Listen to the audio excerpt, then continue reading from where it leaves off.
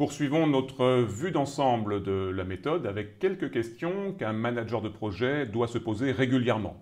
Ces questions font partie des bons principes de PM Square. Regardons cela.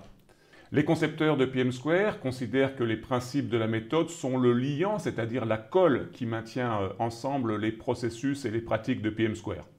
Ces principes fournissent un ensemble commun de croyances et de valeurs pour tous les utilisateurs de la méthode PM Square. Alors regardons maintenant les 10 questions. Voici la première. Savons-nous ce que nous faisons? C'est important de donner une vision claire et partagée du projet. La seconde, savons-nous pourquoi nous le faisons? Quelqu'un s'en soucie-t-il vraiment? Il s'agit de définir à l'avance ce qui est un succès pour le projet et offrir une valeur maximale et des bénéfices réels et pas seulement des livrables de projet. Les bonnes personnes sont-elles impliquées sur le projet? Ça, c'est un point important dans une équipe projet, surtout si le projet est important et complexe, d'avoir à l'instant T, c'est pas facile, les bonnes personnes qui vont participer au projet et les personnes également en capacité de pouvoir avoir l'autorité pour prendre les décisions, mais on en reparlera dans l'organisation du projet. Savez-vous qui fait quoi sur le projet? C'est important de bien connaître les rôles et responsabilités, qu'elles soient clairement définies. On a déjà eu l'occasion d'en parler. Faut-il livrer n'importe quoi, à n'importe quel coût, à n'importe quel risque? Évidemment, il faut discerner ce qui est important, il faut anticiper les risques, et il faut être capable de les exposer en toute transparence.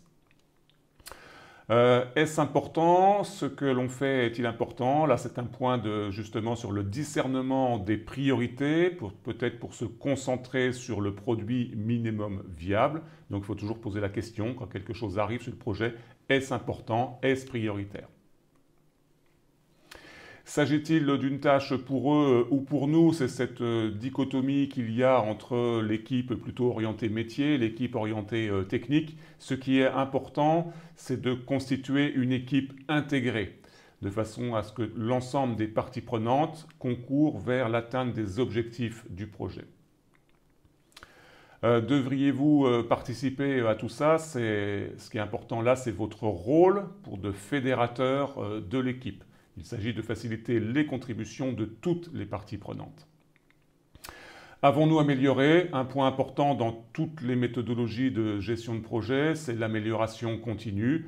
Donc il s'agit de se poser les bonnes questions, ce qui a bien fonctionné, ce qui a moins bien fonctionné et ce qu'il faut adapter pour que la suite du projet se passe toujours mieux. Et puis la dernière question, y a-t-il une vie après le projet? C'est être capable de s'organiser pour pouvoir effectivement transférer l'ensemble de ce qui a été fait pendant le projet aux équipes qui auront en charge le cycle de vie du produit. Voilà, je vous laisse regarder tranquillement ces 10 questions.